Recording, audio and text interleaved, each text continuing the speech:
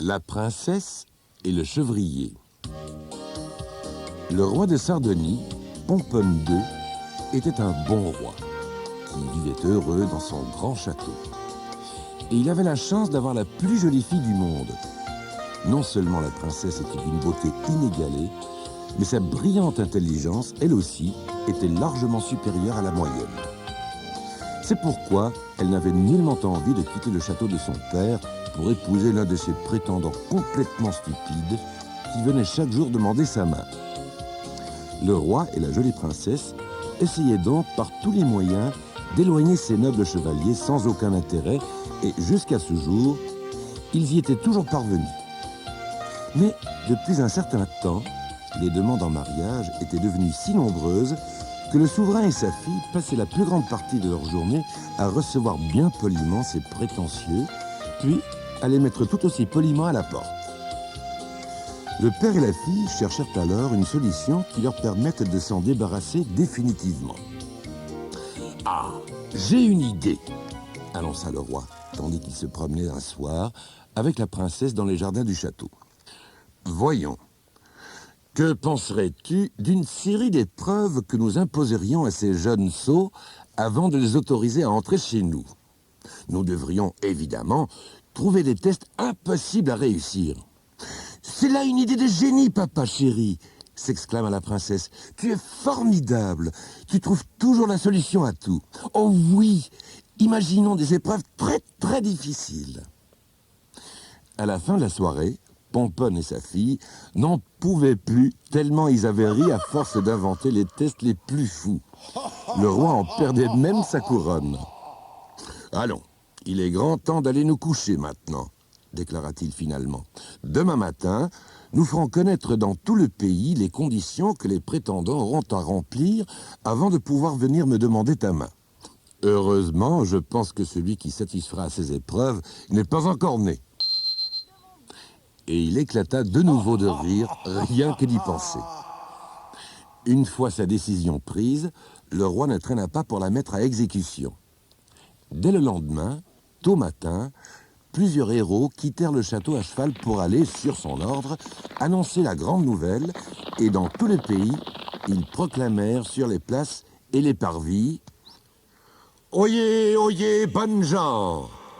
Le roi Pomponne, second du nom, souverain de Sardonie, marquis d'Ondry, duc de Lombardie, comte de Belmondo, déclare que tout jeune homme qui voudra épouser la princesse... » Quelques jeunes chevaliers décidèrent de tenter leur chance.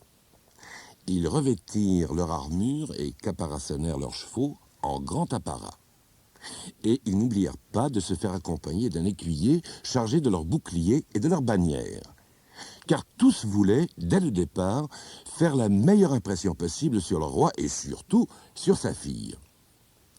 Cependant, Aurelio, un jeune chevrier, avait également entendu le message des héros du roi.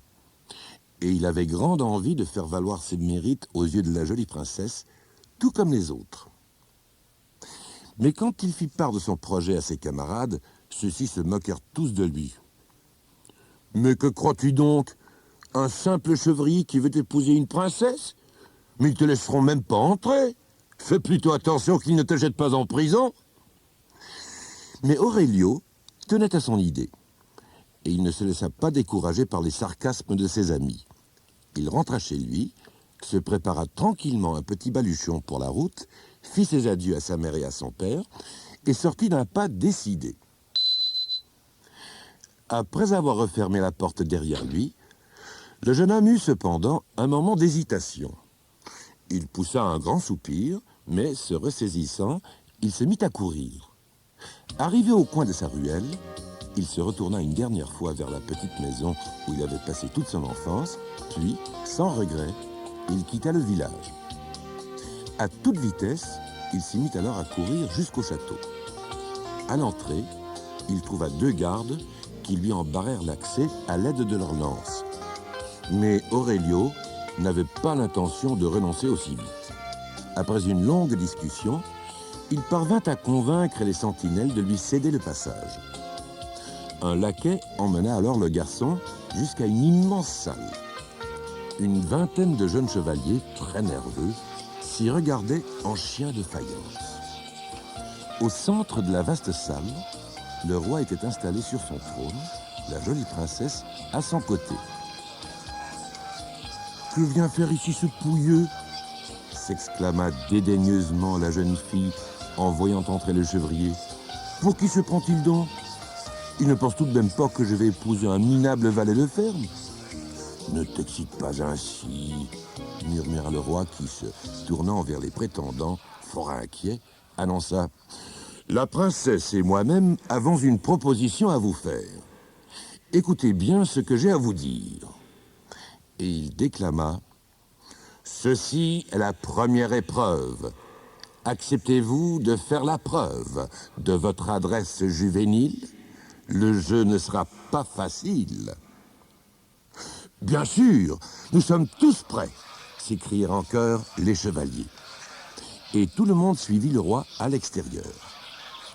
Dès que l'on fut arrivé dans une petite prairie, le monarque déclara d'une voix forte à l'assistance « D'abord, l'épreuve préliminaire. Ma fille, la princesse, va lancer une pomme. Tous ceux qui parviendront à l'attraper plus de 10 fois se verront autorisés à participer aux épreuves suivantes.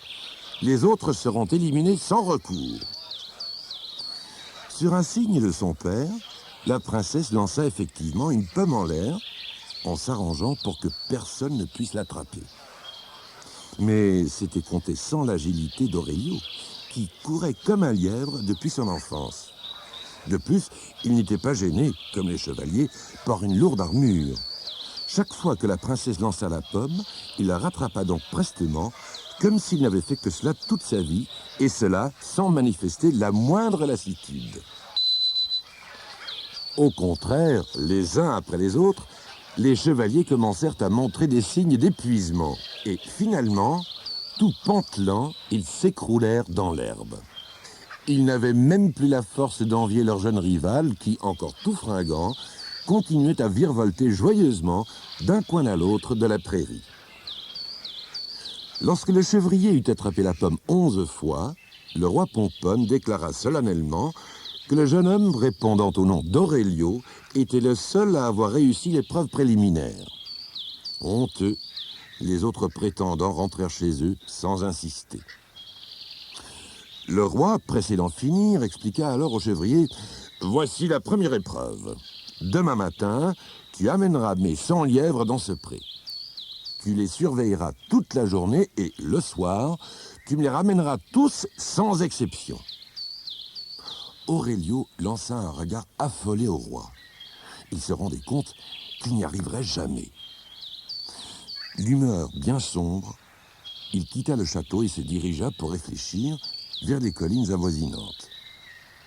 Comme il avait, malgré tout, grand faim, il s'assit commodément sur une pierre pour manger le morceau de pain qu'il avait emporté avec lui. Plongé dans ses pensées, il ne remarqua pas une très vieille femme qui s'était installée près de lui. « Ayez pitié d'une pauvre vieille, » dit celle-ci d'une voix chevrotante. « Je meurs de faim. » « Ma bonne dame, » répondit le garçon, « je suis peut-être encore plus pauvre que vous, mais je partagerai volontiers mon morceau de pain avec vous. »« Merci 1000 fois, » s'exclama la vieille. Puis, quand elle eut mangé, elle dit, « Et maintenant, mon fils, raconte-moi tes problèmes. » Le chevrier se mit alors à tout lui expliquer.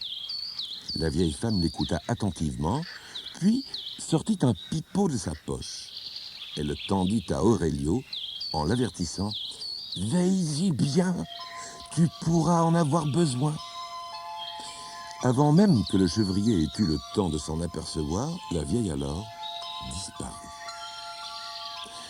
Aurelio s'étendit dans l'herbe, au pied d'un arbre, et s'endormit aussitôt. Il ne se réveilla que le lendemain matin, lorsque les premiers rayons du soleil vinrent le taquiner à travers les branchages. Sautant sur ses pieds, il alla se laver dans un petit ruisseau et se précipita chez le roi. « Où sont les lièvres ?» demanda-t-il avec impatience. « Suis-moi, » répondit le roi. « Mais n'oublie pas, s'il en manque un seul, ce soir, tu auras perdu. Le souverain ordonna alors d'ouvrir les portes du clapier et, en un clin d'œil, tous les lièvres s'enfuirent dans l'herbe haute et se mirent à gambader dans tous les sens. En soupirant, Aurelio se dirigea vers le pré, derrière le château, mais il n'y trouva évidemment pas le moindre animal. Tout à coup, il songea au pipeau que la vieille lui avait donné. Il le sortit de sa poche et se mit à en jouer pour se distraire. À sa grande surprise, tous les lièvres se rassemblèrent immédiatement autour de lui et commencèrent paisiblement à brouter l'herbe haute. Un courtisan, qui passait là par hasard, courut signaler au souverain que ces lièvres entouraient le chevrier dans le pré. Fort stupéfait, le roi s'empressa d'aller rapporter la nouvelle à sa fille. Celle-ci prit peur. Elle imagina alors avec le roi un plan astucieux pour que le jeune garçon échoue malgré tout. Elle se déguisa en paysanne et se dirigea vers le pré. « Tiens, voilà un gardeur de lièvres !» lança la jolie princesse moqueuse en découvrant Aurelio assis dans l'herbe. « Tiens, voilà une petite paysanne !» fit Aurelio sur le même ton. Le garçon avait tout de suite reconnu la princesse, mais il entra dans son jeu. « Puis-je t'acheter un de tes lièvres ?» poursuivit la princesse. « Impossible !» répondit Aurelio. « Mais si tu veux, tu peux en gagner un. »« Comment ?» s'étonna la jeune fille. « C'est tout simple. Un lièvre contre un baiser. »« Comment oses-tu » s'indigna la princesse qui s'enfuit en rougissant. Mais quelques instants plus tard, elle revenait vers le pré, car elle ne voulait absolument pas que ce chevrier effronté réussisse son épreuve. Elle embrassa donc Aurelio à contre-cœur, et ce dernier lui donna le lièvre promis. Mais à peine la princesse venait-elle de le fourrer d'un air triomphant dans son petit panier, que l'animal en sortit comme une flèche en entendant le son du pipeau d'Aurelio. Lorsque la princesse, honteuse, avoua à son père l'échec de sa mission, celui-ci la réconforta. « Ne t'en fais donc pas. Nous nous débrouillerons mieux la prochaine fois. » Le roi se déguisa alors lui-même en paysan et, juché sur un âne, se rendit au pré. « Tiens, voilà un gardeur de lièvres !» s'exclama-t-il en arrivant devant Aurelio. « Bonjour, petit !»« Tiens, voilà un paysan qui ne tient pas sur son âne !» répliqua Aurelio, qui avait d'emblée reconnu le roi. Mais celui-ci descendit de sa monture et demanda au chevrier « Acceptes-tu de me vendre un de tes lièvres ?»« Ces lièvres ne sont point à vendre, » rétorqua Aurelio. « Mais vous pouvez les gagner. »« Et comment ?» s'étonna le roi, un peu inquiet.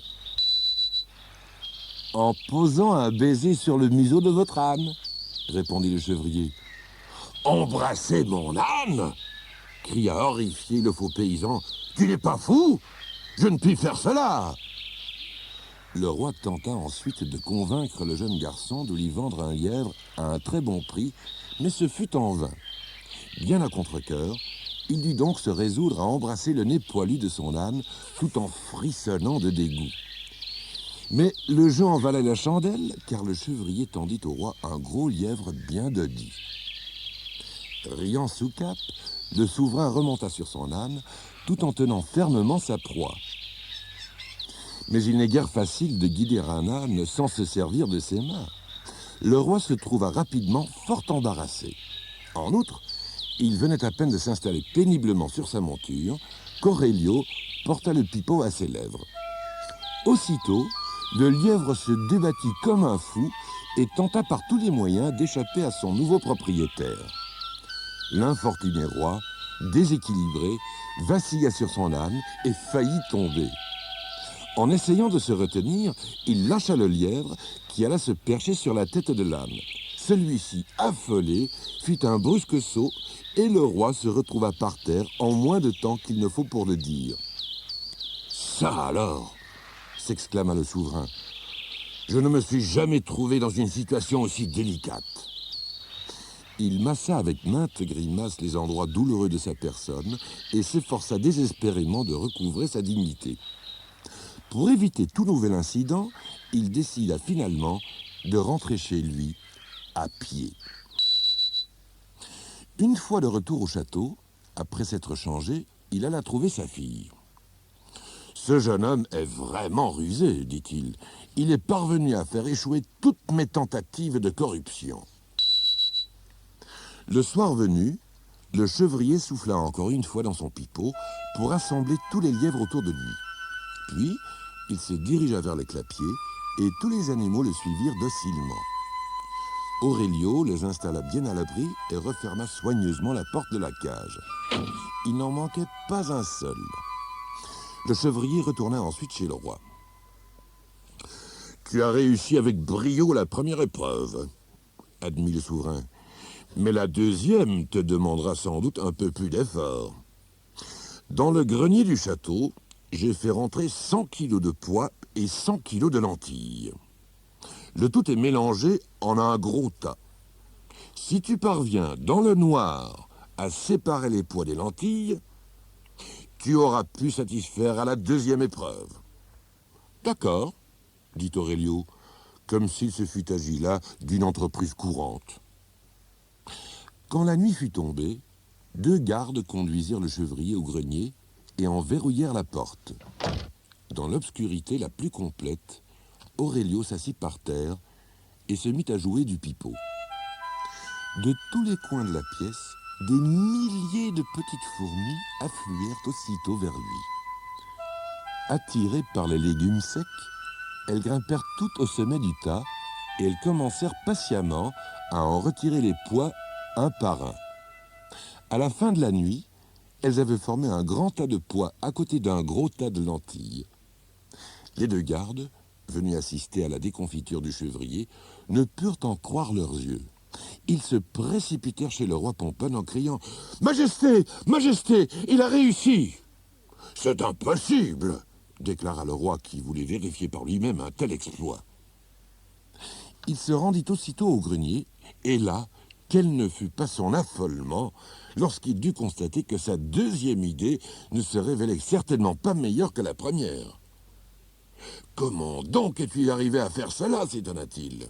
« Sire, permettez-moi d'en garder le secret, » répondit Aurelio, qui s'amusait, à part lui, de la déconvenue du souverain. « Très bien, » bougonna le roi. « Nous passerons donc à la 3e épreuve. Du moins, si tu n'y vois pas d'objection. »« Pas du tout, sire. Je m'en réjouis déjà, au contraire. »« Écoute-moi bien, » commença le roi, sûr de lui cette fois. « Nous allons remplir de pain la grande salle du château. Nous avons à la cour un excellent boulanger. Tu n'as donc pas à t'en faire quant à la qualité du produit. Demain matin, je ne veux plus voir traîner la moindre miette.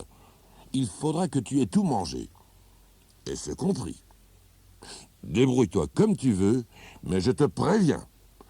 La porte sera fermée à clé et il te sera impossible de soudoyer mes gardes.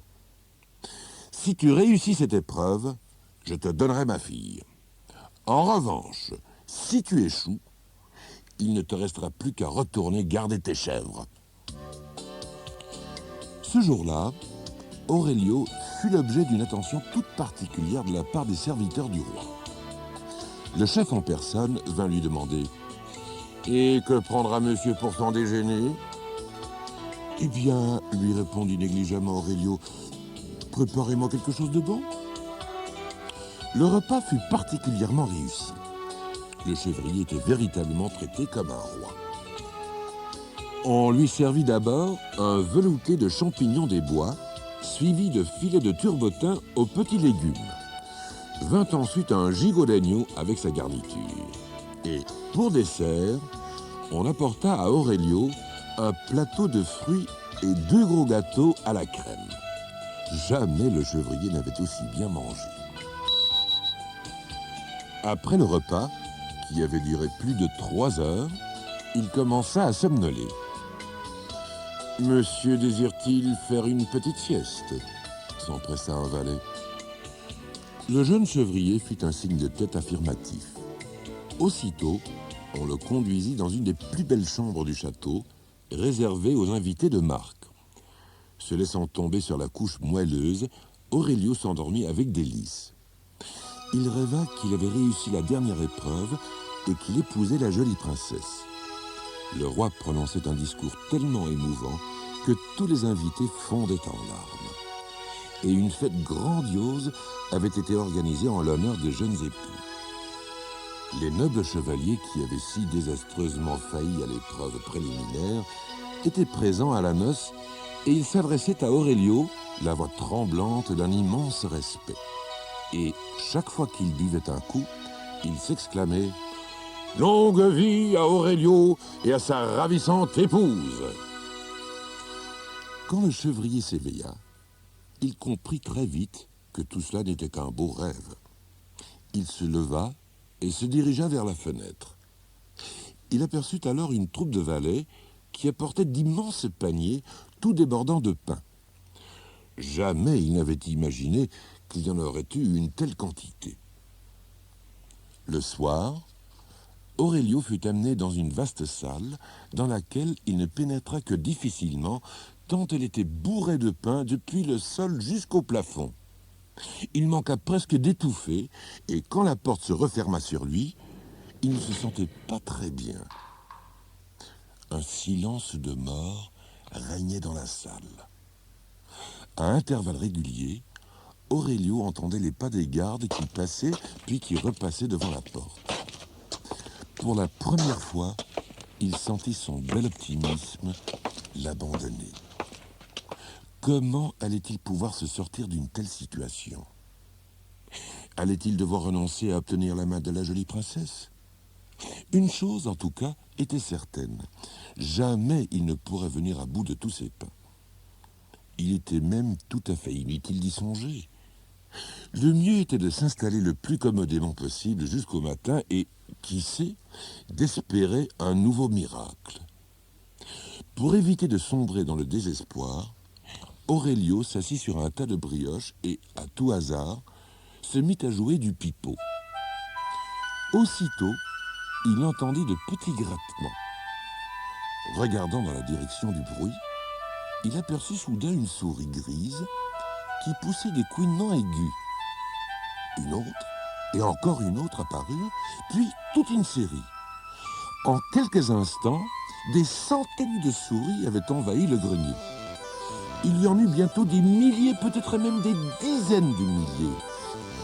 Il en arrivait de partout. On aurait dit qu'elles s'étaient donné rendez-vous pour un prodigieux banquet. Elles couraient sur les pains, les escaladaient, puis elles se mirent à les grignoter et au matin, il n'en restait plus la moindre miette. Les gardes, affolés, coururent annoncer la nouvelle au roi. Quand celui-ci eut constaté de ses propres yeux que le pain avait bien été dévoré, il imagina en dernier recours un ultime stratagème. Il fit comparaître Aurelio devant lui. « Tu sais que tout artiste, à la fin de la représentation, accepte de faire un rappel, » lui dit-il. « Remplis donc le sac que voici à l'aide de mensonges. Dès qu'il sera plein, rien ne s'opposera plus à ce que tu épouses ma fille. » Aurelio, bien décidé à réussir, inventa les histoires les plus insensées qu'il fourra ensuite dans le sac.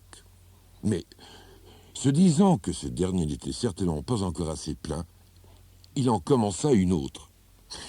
Il était une fois une princesse qui n'accepta de donner un baiser à un jeune chevrier qu'en échange d'un lièvre dont il avait la garde. Quand elle... Mais Aurelio ne put poursuivre son récit tellement les dames de la cour et les ministres s'esclaffaient. Mal à l'aise, le roi l'admonesta néanmoins. « Continue. Tu vois bien que le sac n'est pas plein. » Aurelio reprit donc son récit là où il l'avait laissé. Il y avait aussi un monarque qui était tellement bête qu'il était tombé de son « Assez !» s'affola le roi. « Il n'y a plus qu'assez de mensonges dans ton sac. Tu peux t'arrêter. » En effet, il ne voulait à aucun prix que la cour apprenne que son roi avait été assez stupide pour monter sur un âne. Aurelio épousa donc la princesse, et quand il demandait à son beau-père pour quelle raison celui-ci avait laissé sa fille épouser un simple chevrier, le souverain répondait « Un chevrier aussi doué que toi aura davantage encore de talent le jour où il sera roi. »